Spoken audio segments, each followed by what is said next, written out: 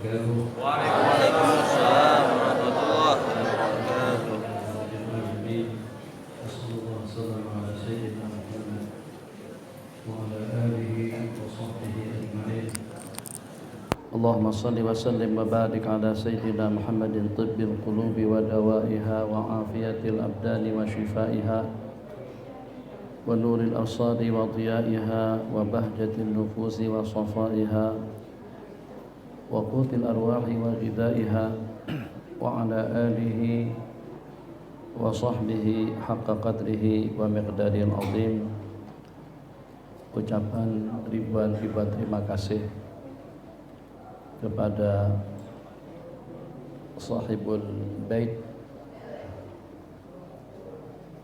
dan juga ucapan terima kasih kepada tim Istiqbal, sahabat-sahabat kita yang telah menerima kedatangan kami tadi siang di Kuala Namu. Mudah-mudahan detik-detik kita bersama pada sore hari ini diantara daripada detik-detik waktu yang akan menjadi satu kebanggaan kita nanti pada waktu kita sudah kembali kepada Allah Jalla wa'ala. Saya tidak menyampaikan tausiah dan tidak menyampaikan ceramah, tidak menyampaikan nasihat. Saya hanya ingin mengongsikan pengalaman lama sejak lebih daripada 40 tahun yang lalu. Pengalaman lama kira-kira dalam 40-an atau lebih daripada 40 tahun yang lalu, yang pada waktu saya di Mekah dengan kawan-kawan. Jadi rupa-rupanya seperti yang dapat kita lihat dan juga kita perhatikan bersama dalam kehidupan kita sehari-hari, yang kalau pada waktu dengan kita yang walaupun orang kecil, nggak ada kedudukan, nggak ada pangkat, nggak ada harta, nggak ada tahta, tapi kalau pada waktu dengan kita menumpang dengan orang yang gede, itu dengan kita akan dapat menikmati suatu kenikmatan yang Allah berikan kepada orang-orang yang gede. Kita akan dapat menikmati keindahan yang indah, kenyamanan yang nyaman, kenikmatan yang nikmat, karena dengan kita menumpang kebahagiaan dengan orang yang sudah berhasil. Ini ternyata tidak hanya sekarang, tapi dahulu pun juga seperti itu, dan juga nanti di masa-masa yang akan datang. Jadi saya ingin cerita tentang pengalaman saya dengan Syekh Ali Akbar. Jadi pada masa itu saya kan masih kanak-kanak, usia saya kira-kira dalam 15-16an tahun pada waktu di Mekah. Saya ke Mekah pada tahun 74 kalau kita hitung sekarang, 74 tambah dengan 17 tahun dan lebih, berapa? 74 26 tambah dengan 17, 42 tahun. Ini cerita 40 tahunan. Jadi saya di sana belajar di Salatiyah. Sebelumnya belajar Jurumiyah, Matnul Bina dengan Mutammimah dan kitab-kitab yang seumpamanya. Jadi pada waktu itu karena dengan kita senantiasa selalu disertakan dengan orang-orang yang gede, dengan para alim ulama, sehingga dengan saya punya kesempatan untuk bersama dengan Syekhuna Syekh Al-Alim Al-Allama Syekh Hasan Masyad, guru kepada para ulama-ulama Mekah pada saat ketika itu. Ini dengan wasitah, dengan perantaran Syekhuna Syekh Ismail Utsman Zain Al-Yamani. Karena saya bertalaki ilmu dengan beliau di Madrasah Salatiyah dan juga di Masjidil Haram dan juga di rumah Mas Pala. Mas Pala masih ada lagi sampai sekarang. Jadi dari waktu ke waktu dengan perantaran Syekhuna Syekh Ismail Utsman Zain Al-Yamani, sore-sore begini setelah selesai pengajian di Mas Pala, diajak sama beliau pergi untuk ketemu litabarruk wa doa dengan Syekhuna Syekh Hasan Masyad. Jadi nyampe ke sana salat maghrib, setelah salat maghrib doa, minum teh, dan alhamdulillah selesai. Jadi kalau dengan kita mengukur dengan usia kita pada saat ketika itu dan juga dengan kemampuan yang kita miliki, nggak bakalan mungkin dengan kita dipertemukan, apalagi kalau sampai kita bisa ngumpul bersilaturahmi dengan ulama besar seperti beliau. Semuanya tahu, sebut saja al-alim, al-allama, al-faqih, al-muhaqqiq, al-muddaqi, Syekh Hasan Mashhad, orang pada tahu semuanya. Ini pengalaman pada waktu di sana. Jadi seusia saya pada saat ketika itu, lihat Masya Allah tabarakallah, jamaah yang berdatangan daripada sana sini. Terakhir sekali jamaah yang datang dari Indonesia, Malaysia dengan menggunakan kapal laut tahun 1974. Lantunan tanbih, baik Allahumma labbaik, labbaik la syarika laka labbaik, innal hamda wan ni'mata laka wal mulk la syarika lak. Jadi kita yang kerdil, yang kecil, yang tidak punya apa-apanya, saya bukan menteri, bukan pejabat, bukan kiai, bukan maulana, bukan abu. Aceh abu ya? Aceh abu. Nah, bukan abu, orang kecil saja. Jadi pada waktu itu Masya Allah tabarakallah, dari waktu ke waktu kita lihatin kadang-kadang tetamu kerajaan Arab Saudi setelah selesai tawaf mereka diperkenankan untuk masuk ke Ka'bah. Jadi kita pun juga seorang anak kecil yang masih belajar di sana, dan kita tahu Masya Allah tabarakallah tidak ada tempat yang paling istimewa, tidak ada tempat yang paling mulia di sisi Allah Jalla wa'ala daripada di jalan Ka'batul Musyarrafah. Tapi kira-kira kita yang kecil seperti saya, mungkin dan ada kesempatan untuk kita masuk ke dalam. Kita juga pengen mau sembahyang, berdoa, berzikir untuk kita mengabdikan diri kita kepada Allah Jalla wa'ala. Tapi apa daya tangan tak sampai, begitulah dengan peribahasa kurang lebihnya. Jadi pada waktu itu Masya Allah tabarakallah, Syekh Ali Akbar, beliau kan bukan cuman hanya lebih besar daripada saya, nama beliau pun juga lebih akbar daripada semuanya. Jadi beliau kenal baik dengan yang memegang kunci Ka'bah daripada keturunan Bani Syaibah. Kenal baik. Jadi pada waktu itu, jadi seperti sebukum Khairul Hami. Khairul Hami. Khairul Hami. Hami. Khair kata tadi sama saya, tak tahulah Al-Walid masih ingat dengan antum. Sebenarnya kami berdua pun jarang-jarang berhubung sejak daripada di Mekah, dan di Mekah pun juga ketemunya jarang-jarang sekali. Sebab karena kita beda masyarakat. Beda masyarakat seperti apa? Beda madhab. Saya dengan Syekhuna Syekh Ismail Usman Zain Al-Yamani, beliau dengan Syekh Muhammad Alawi. Syekh Muhammad garang, salah dikit diludahin. Kita nggak berani dekat dengan Syekh Muhammad, bab garang sekali. Santri kalau ngomong mau pulang, udah dalam hitungan 24 jam langsung dibeliin tiket. Ente nggak sesuai untuk ngaji di tempat saya, dah selamat jalan. Nggak ada istilah toleransi, nggak ada istilah kurang lebihnya, dengan ketat sekali. 10 tahun 10 tahun nggak ada istilah Pak Kiai pengen mau ketemu orang tua dan lagi ada di Jeddah misalnya, itu nggak ada istilah seperti itu. Nyantri 10 tahun 10 tahun. Jadi bukan gak berani, mungkin barangkali karena kebanyakan kita yang bebas, itu kita ngajinya di Masjidil Haram dan juga di Subhat Said, Syekh Ismail Usman Zain Al-Yamani, Syekh Abdullah Al-Lahji, Syekhuna Syekh Hasan Mashhad. Kalau dengan Syekh Muhammad dikurung, lokasinya luas, asramanya bagus, kehidupan kepulauan semuanya terpenuhi, nyaman dan nikmat. Rumah seperti istana saja, Masya Allah tabarakallah. Tapi saya nggak tahan cara hidup seperti itu. Walhasil sejak ketemu beliau pada waktu di Mekah sampai beliau datang ke sini, saya ke Mesir dalam 15 tahun, saya tinggal di Mesir selama 15 tahun. Terus saya pulang ke Indonesia bolak-balik Malaysia, Mesir. Rasanya cuman kali itu saja saya pernah ketemu. Jadi saya yakin dan pasti beliau tidak kenal muka saya pun juga sudah tidak kenal rupa beliau. Kalau ketemu di jalan pun gak bakalan saling kenal mengenal. Ini cerita lama. Tapi karena kita numpang dengan orang gede, nama beliau gede kan? Syekh Ali, dinasihat daripada abang saya, Syekh Ali Akbar. Kan saya masih kecil lagi, jadi orang yang kecil senantiasa selalu nginduk kepada yang gedean. Sami'na wa ata'na. Jadi saya pun ikut rombongan tadi itu sampai parkir mobil di depan pintu gerbang Raja Abdul Aziz. Rombongan itu masuk, sembahyang tahiyatul masjid di pintu Babul Malik. Saya pun juga ikut sembahyang di sana. Setelah itu terus jalan. Kita dikawal sama polisi. Jadi polisi gak berani ngusir kita, jangan-jangan kita daripada rombongan.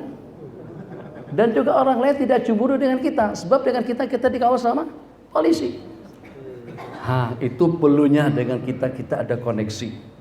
Itu perlunya dengan kita ada kenalan dengan orang-orang gede, dengan orang-orang yang besar. Ini di dunia saja sudah seperti itu. Yang sehingga kan tadi kita dikawal. Alhamdulillah. Baik dengan polisi yang menjaga pintu Ka'bah, yang depan tangga, yang di samping tangga, tidak ada satu pun yang menghalang kita masuk. Kita dengan rombongan dipersilahkan masuk untuk memasuki Al-Ka'batul Musyarrafah. Itu kali pertama saya masuk ke dalam Ka'bah berkat Syekh Ali Akbar.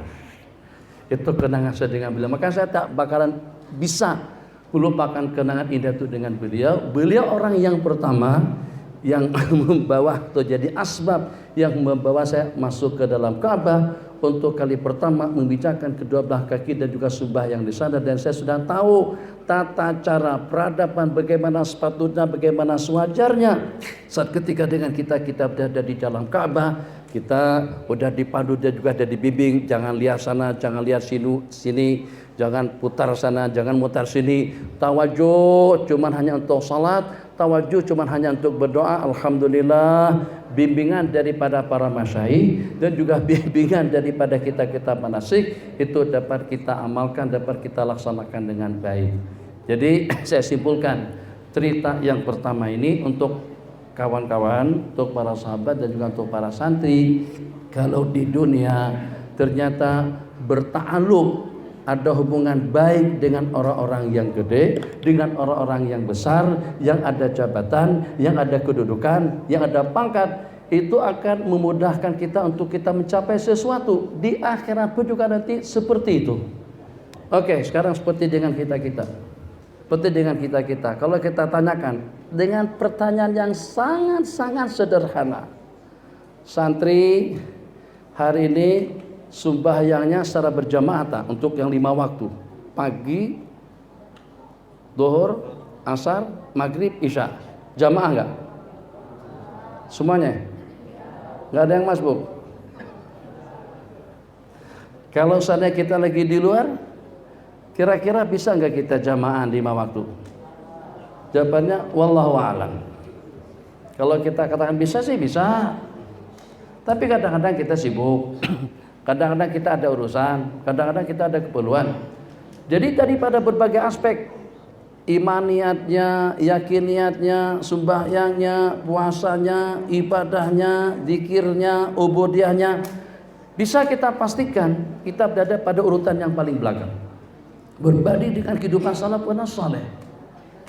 Di perjalanan hidup, sebagaimana dengan waktu yang berputar kepada mereka pada saat ketika itu dan juga dengan kita sekarang, tidak ada perbedaannya. Setahun dengan kita, setahun dengan mereka, dan juga setahun dengan sesiapa saja.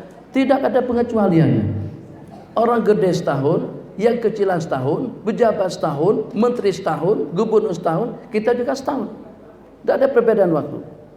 Tapi seperti apapun keadaannya, entar nanti dengan kita akan sampai kepada penghujung kita masing-masing. Pada saat syukur-syukur kalau pada waktu kita sampai ke penghujung kita sudah siap dengan segala-galanya. Tapi kalau kita tidak siap, ibadahnya kurang, ubudiyahnya kurang, keyakinannya kurang, keimanannya kurang, pendekatannya kurang, pengabdiannya kurang, kesempatan untuk kedua dan ketiga itu sudah tidak ada. Kalau pada waktu kita kembali kepada Allah Jalla wa'ala, tidak akan mungkin dengan sesiapapun manusianya, sehebat apapun kita, tetap kita tidak akan diberikan kesempatan untuk kedua dan ketiga. Habis. Umur sampean yang 70 tahun, 80 tahun itu sudah berakhir. Jadi tiga dengan kita akan diperlihatkan balasan amal ibadah yang kita laksanakan bersama saat ketika kita di dunia. Maka pada saat ketika itu tidak ada yang paling manfaat, tidak ada yang paling besar nilainya, tidak ada yang paling berarti dalam kehidupan kita pada waktu kita dikejutkan dengan al-fazaul akbar. Al-fazaul akbar artinya hari kiamat. Tidak ada yang paling berarti pada detik-detik saat ketika itu daripada mahabbatuka lis-salihin, daripada kecintaan kita kepada orang-orang saleh. Ini satu-satunya modal kita yang kita menaruh harapan setinggi-tingginya agar dengan kita mendapatkan kesejahteraan, mendapatkan keselamatan, mendapatkan kebahagiaan, mendapatkan inayah dan perlindungan rahmat dan maghfirah daripada Allah Subhanahu wa taala, bukan karena amalan kita, bukan karena sembahyang kita, bukan juga karena dengan puasanya, bukan juga karena dengan ibadahnya, tapi tersemat di dalam hati kita masing-masing hubbus salihin, cinta kepada para al-anbiya, kecintaan kita kepada para sahabat, kecintaan kita kepada orang-orang saleh, kecintaan dan mahabbah kita kepada mereka, satu-satunya amalan yang mampu untuk menyertakan kita bersama mereka nanti pada al-yaumil fazail akbar, pada hari pembalasan. Jadi nama yang kedua, nama mahat kita di sini adalah mahat al-Kautsarul Akbar atau al-Akbarul Kautsar, al-Kautsarul Akbar. Oke, al-Kautsarul Akbar. Sehingga ya Allah ya Arhamar Rahimin, misal saja jadi pada waktu saya sampai kemari, kalau seandainya saya datang sendiri atau dengan anak-anak, paling kami pergi ke hotel. Pergi ke hotel, paling dapat ukuran kamar kira-kira dalam 5x5 atau 5x7. Kalau suite room mungkin barangkali ya dapatlah kira-kira ukuran 6x8 barangkali. Nah, tapi ternyata karena dengan kenalan yang sedikit tadi itu, dengan perantaran Ustadz Najib, dengan perantaran kawan-kawan, dan juga dengan sahabat-sahabat di sini, yang pada akhirnya kami disambut dalam beberapa buah mobil. Innova semuanya hitam, saya perhatiin. Putih cuma satu saja tadi itu. Semuanya hitam. Yang di depan. Hah? Yang di depan. Depan saja yang putih. Depan putih, belakang semuanya hitam. Potongannya pun juga hitam. Jadi kalau saya datang sendirian, saya habis satu taksi, terus langsung ke hotel, sudah saya habis. Tapi bagaimana dengan kita bisa dapat kumpulan mobil-mobil besar tadi itu, Innova, semuanya model baru. Nggak ada Innova model tahun 2010, nggak ada. Semuanya model 2016, 15 ke atas. Alhamdulillah. Kenapa? Karena kita ada sedikit kenalan di dunia, yang sehingga dengan kita mendapatkan fasilitas hidup yang seperti itu. Cuman kenal dikit saja, alhamdulillah. Begitulah juga nanti di akhirat, yang walaupun dengan kita tidak memiliki kelayakan untuk kita mendapatkan yang teristimewa, untuk kita mendapatkan minuman daripada telaga Kautsar, syarbatan hani'atan la nadma'u ba'da abada, yang kalau pada waktu kita mendapatkan seteguk air minum saja daripada telaga Kautsar, kita tidak akan dahaga, tidak akan haus selama-lamanya. Mungkin asbab musababnya karena dengan kita cinta as-salihin. Nabi kita bersabda, man ahabba qauman hasyarahullahu fi zumratihim, barang siapa cinta kaum, Allah akan bangkit bersama mereka nanti pada hari kiamat. Itu satu-satunya harapan kita. Kalau dengan sembahyang, kehusuannya kita tidak khusyuk, infaknya tidak terlalu banyak, puasanya kadang-kadang mungkin disebabkan karena gastrik atau penyakit mah kita tidak bisa puasa. Mau sembahyang, lutut kita nggak bisa berdiri banyak, atau juga dengan infak duitnya pun juga tidak ada. Jadi satu-satunya harapan kita agar bagaimana para hadirin yang hadir, adik-adik juga tidak terkecuali, ini yang paling bernilai dalam hidup ini jangan kita abaikan. Jangan dengan atlet, jangan juga dengan artis, jangan juga dengan seniman. Kan sekarang tayangan-tayangan baik itu daripada TV atau juga daripada handphone, itu kalau kita melihat, Masya Allah Tabarakallah, yang paling digemari, yang paling dikagumi dan yang paling diidolakan itu adalah binatang-binatang film. Itu adalah orang banyak. Nah, jadi hati-hati kamu nanti, ini di kamarnya masing-masing, gambar siapa, kalau kita tempel gambar di kamar, gambarnya siapa? Apakah situ gambarnya atlet, seniman, pemain rock, pemain dangdut, atau juga dengan tinju, atau juga dengan gulat, atau dengan yang seumpamanya? Jangan. Kita khawatir yang walaupun dengan kita menggemari permainan di antara daripada kesebelasan kita misalnya dengan Brazilnya, tapi tidaklah sampai kepada tahap yang dengan pemain-pemain Brazil tadi itu dengan pakaiannya, dengan bajunya dan juga dengan gambar-gambarnya itu penuh di ruang tamu yang ada di rumah kita. Jangan. Kenapa? Nanti akan mengagetkan kita waliyadzubillah seketika akan bersama non-muslim atau non-muslim, akan bersama orang-orang kafir pada hari mahsyar. Mungkin pertanyaannya, saya kan orang Islam, saya bukan kafir, saya bukan orang fasik, saya bukan pemain tinju, saya bukan siapa, kok kenapa gue dengan mereka? Jadi kata malaikat, sebab lo sayang, cinta, mahabbah kepada mereka. Waliyadzubillah. Jadi sematkan, tanamkan di dalam hati cinta kepada orang-orang saleh dan juga secara khusus cinta kita kepada para sahabat baginda Rasulullah sallallahu alaihi wasallam, agar dengan kita yang kerdil, dengan kita yang hina dan kecil ini di antara daripada orang-orang yang layak untuk mendapatkan naungan arasy-Nya Allah nanti pada hari kiamat, yang akan mendapatkan minuman daripada telaga Kausar dan bersama para nabi-nabi dan rasul pada hari pembalasan. Itu saja sedikit oleh-oleh yang ingin saya kongsikan kepada para santri. Ini berapa orang santrinya di sini belajar? Sebelumnya lagi perempuan dari tahapan yang paling di bawah SD. Sanawiyah Aliyah. Oh, yang ada ini sudah Sanawiyah Aliyah. Alhamdulillah. Saya satu saja untuk mengungsikan dengan kalian dalam belajar. Ibu-ibu, kita-kita, bapak-bapak semuanya, yang kita targetkan dalam hidup itu cuma hanya dua. Bukan kekayaannya, bukan duitnya, itu tidak lebih daripada sarana, tidak lebih dari perantara untuk kita mencapai dua kebahagiaan. Duit, harta, kedudukan, pangkat, kecantikan, kejelitaan, wewenang, leluasa, kedudukan dan lain sebagainya itu tidak lebih daripada wasail. Sarana untuk kita mencapai dua kebahagiaan yang abadi akan kita dapatkan bersama nanti insyaallah. Yang pertama, zuhsiha anin nar. Yang kedua, wa udkhilal jannah.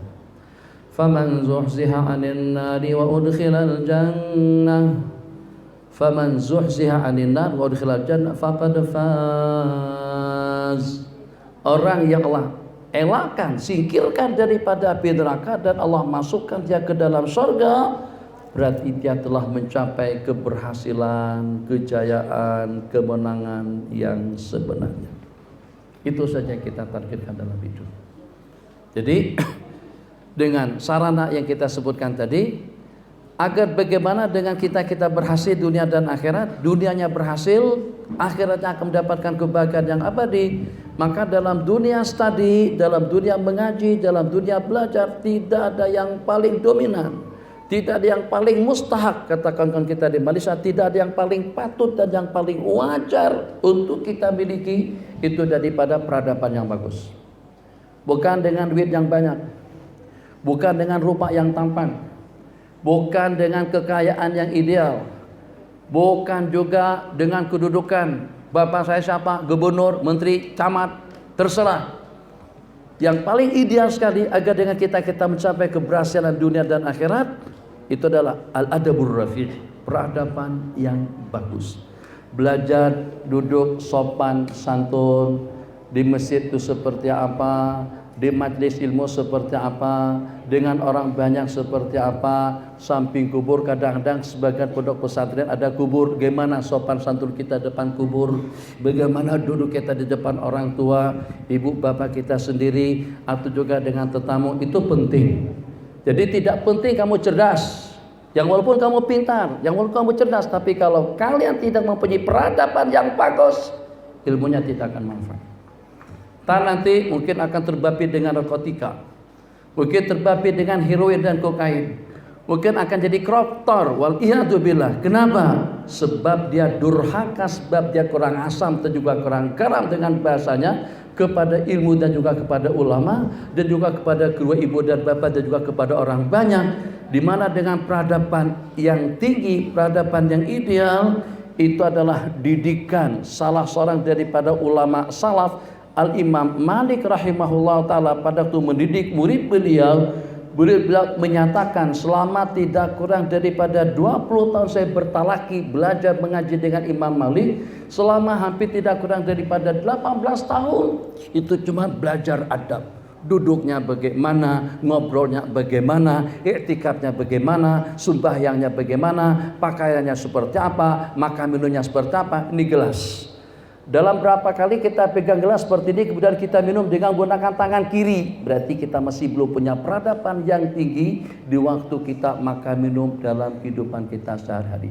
Perhatikan yang itu, belajar peradaban yang bagus di waktu makannya, di waktu minumnya, di waktu tidurnya, di waktu santainya, di waktu baringnya, di mana saja kita berada. 18 tahun cuma dididik adab. Ilmu halal dan haram itu cuma hanya 2 tahun. Ungkapan kata-kata daripada sang murid setelah menjadi ulama besar, betapa nikmatnya kalau sepanjang saya belajar dengan Imam Malik rahimahullah ta'ala, itu sepanjang 20 tahun yang beliau ajarkan itu semuanya adab. Rupa-rupanya adab itu adalah segala-galanya dalam kehidupan. Bagaimana saya pada masa kanak-kanak, alhamdulillah, yang walaupun belajar nahu belum pernah habis, belajar nahunya nahu al-nahul wadih, al-fiqhul wadih, tasnifannya al-amsilah al-jadidah, dan juga dengan buku-buku lainnya. Pada masa saya meninggalkan Indonesia tahun 74, itu rapor saya hampir semuanya merah. Yang 7 atau yang 6 tuh barangkali cuma 1-2 saja. Selebihnya semuanya merah. Jadi bukan anak yang pintar. Tapi bagaimana saya bisa menjuit hati daripada para masyayikh? Bagaimana saya bisa dekat dengan Syekh Ismail? Bagaimana boleh dekat, boleh bahasa Malaysia ya, bisa dekat dengan Syekhuna Syekh Abdullah Al-Haji, dengan Syekh Muhammad Ewad, dengan Syekh Hasan Masyad. Tadi minta maaf saya pada tusbih di sana, saya teringat dengan sejadah kita pada waktu di Mekah tempoh hari. Sejadah itu kita beli harga 50 rial pada waktu itu. Ada tadi waktu kita sembahyang Mas Najib, ada sejadah yang lebar tuh. Jadi dulu saya kalau punya duit, saya beli sejadah yang paling bagus. Agar bagaimana kiai saya nanti pada waktu sembahyang, beliau akan sembahyang di atas sejadah saya. Setelah kiai salam, assalamualaikum warahmatullah, assalamualaikum warahmatullah, salamkan ke kiri, saya sudah siapkan gelas air. Jadi pasti kalau kita yang nyajiin, kalau kita yang ngasihkan air, nggak bakalan sisanya kepada orang lain. Pasti akan diserahkan kepada kita. Yang walaupun selepas kiai kita minum, tetap juga kita ngambil kesempatan agar bagaimana aku mendapatkan keberkatan daripada mulut yang tidak pernah berbohong, yang tidak pernah mengompat, yang tidak pernah mencerca, tidak pernah mencaci, agar bagaimana dengan tanganku itu ternyata mendapatkan sambutan disalamin oleh tangan yang tidak pernah pegang perempuan yang bukan mahramnya, tidak pernah mengambil yang haram, tidak pernah memegang yang syubhat. Bagaimana dengan aku ditatap oleh kedua mata yang sepanjang waktunya hanya semata-mata ya imam dengan tatapan al-Ka'batul Musyarrafah, baik Allahumma labbaik, atau juga dengan lantunan zikir, atau juga dengan lantunan tilawah. Mata yang pernah memandang kepada para ulama-ulama besar bersambung sampai kepada Sayyiduna Rasulullah sallallahu alaihi wasallam. Ternyata dengan kita mendapatkan tatapan pandangan daripada orang yang seperti itu besar pengaruhnya. Kamu kalau pada waktu berteman dengan orang yang flu, itu mungkin kita juga kena flu. Kalau kita berteman dengan orang yang sakitan, mungkin kita juga sakit. Kalau kita berteman dengan orang yang jahat, kita juga bisa jadi seperti itu. Nah, kalau pada waktu dengan kita mendapatkan tatapan pandangan daripada orang soleh, daripada orang yang dekat dengan Allah, daripada al-wasilin, Allah anugerahkan mereka bisa ketemu dengan baginda Rasulullah sallallahu alaihi wasallam. Itu tidak mustahil, Allah juga akan karuniakan kemuliaan yang seperti itu kepada kita. Tangganya bagaimana? Bukan karena kita hebat, bukan karena kita rajin, bukan karena kita banyak ibadah, tapi dengan kita menumpang keberkatan dan kemuliaan daripada orang-orang yang hebat, sehingga mungkin nama sampean Ali Asghar, tapi karena kita menumpang dengan Syekh Ali, akhirnya kita jadi jamaahnya Syekh Ali Akbar. Itu di dunia, di akhirat pun juga seperti itu. Jadi saya cuma satu pesan saja kepada santri, kepada pelajar, bukan cuma hanya sekedar kita belajar jenius, iya memang cerdas, iya betul, pintar, luar biasa, tapi peradabannya tidak bagus, tidak punya akhlak, tidak punya sopan santun. Innalillahi wa inna ilaihi rajiun. Banyaknya yang selesai studinya daripada Mesir. Dari Indonesia saja 5-6 ribuan, dari Malaysia hampir puluhan ribu. Tapi kenapa tidak mampu untuk mewarnai Indonesia? Sebab saat ketika kita kembali daripada sana, di sananya kita tidak banyak belajar adab. Kita tidak belajar cara sopan santun waktu kita mengaji, dan juga kehidupan kita sehari-hari dengan makan minumnya, tidur bangunnya, santai solehnya dan hiasannya. Itu kita tidak banyak mempelajari hal-hal seperti itu. Yang kita pelajari tidak lebih daripada diktat, mudzakirat daripada guru-guru kita atau profesor-profesor kita di sana yang tidak peduli kamu duduk mengunjurkan kaki, kamu duduk nyendar, kamu ngobrol, kamu santai, kamu seperti apa. Itu kita tidak dididik dengan cara seperti itu. Sehingga teman-teman kita saat Najib pada waktu kita di Mesir, kalau mereka mau perlu apa gitu, nggak ada jalan, mereka melompat atas meja. Jalan atas meja. Dosen kita lagi duduk begini, dia melompat. Kalau seandainya dosennya ngobrol panjang, dia stop. Kipaya bah, kipaya dokter cukup, profesor cukup. Ini banyak banget. Itu kita tegur seperti itu. Akhirnya jadi seperti apa? Ilmu bukan hanya dengan dipelajari, tapi ilmu juga dengan talaki dan juga belajar ahwal daripada orang-orang yang kumal, daripada kiai-kiai kita yang pernah kita perhatikan. Orang itu bagaimana etikapnya, bagaimana muraqabahnya, bagaimana waraknya, bagaimana zuhudnya, bagaimana ubudiahnya. Dan jangan sampai kalau kita memiliki satu kelainan, suatu kelebihan, itu membuat kita berpandangan sinis kepada orang lain. Jadi saya dengari lantunan kasidah daripada antum, itu mengingatkan kita dengan lantunan-lantunan kasidah pada masa di Mekah.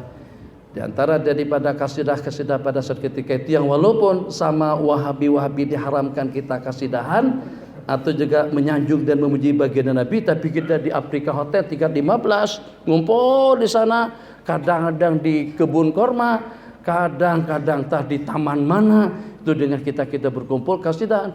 Ya Imam ar-Rusli ya sanadi anta ba'dallahi mu'tamadi wa Allahi khudh biyadi. Misal saja, oh Masya Allah tabarakallah, ini lagu baru nih, lagu belum pernah diperdengarkan di Medan. Sepohon kayu daunnya rindang, lebat buahnya serta bunganya, walaupun hidup 1000 tahun, kalau tak ada adab kerbau nambing namanya. Jadi bukan lagi apa namanya, kerbau namanya itu. Oke, mungkin itu saja.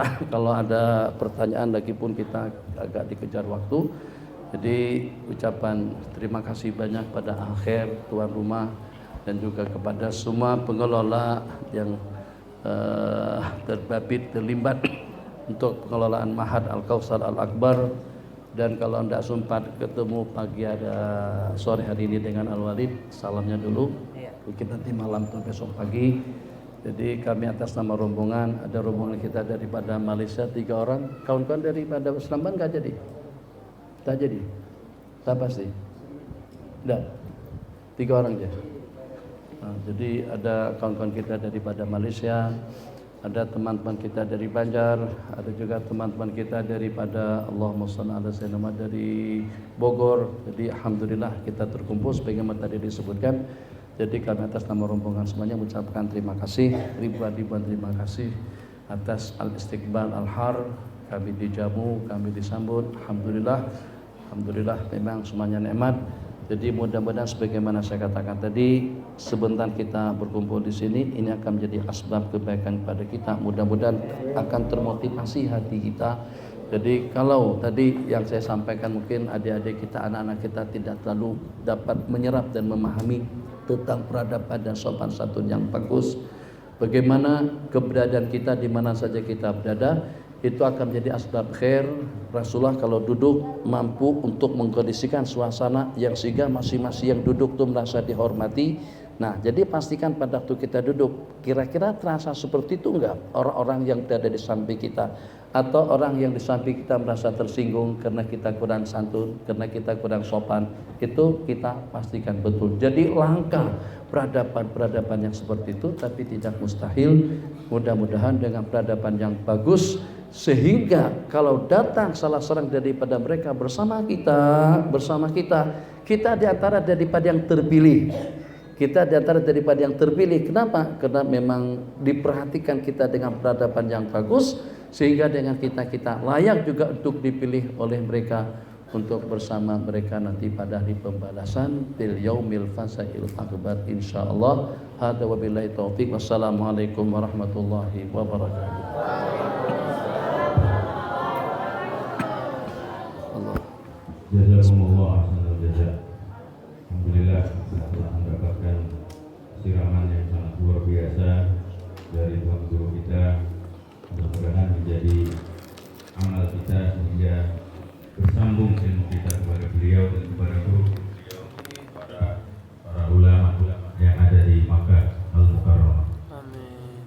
Kemudian mohon maaf yang sebesar-besarnya mungkin untuk sesi pertanyaan kita diadakan karena mengingat kita harus menuju ke komplek tasbih untuk mengikuti acara di sana setelah maghrib. Kemudian setelah isya kita juga akan mengikuti kegiatan di Helvetia.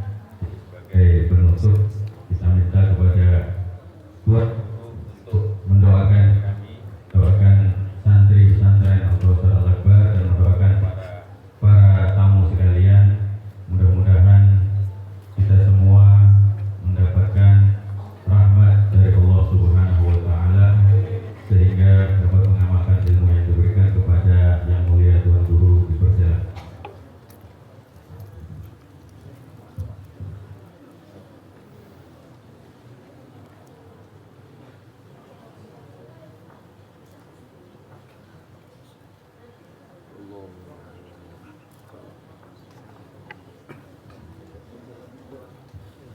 Al-Fatihah.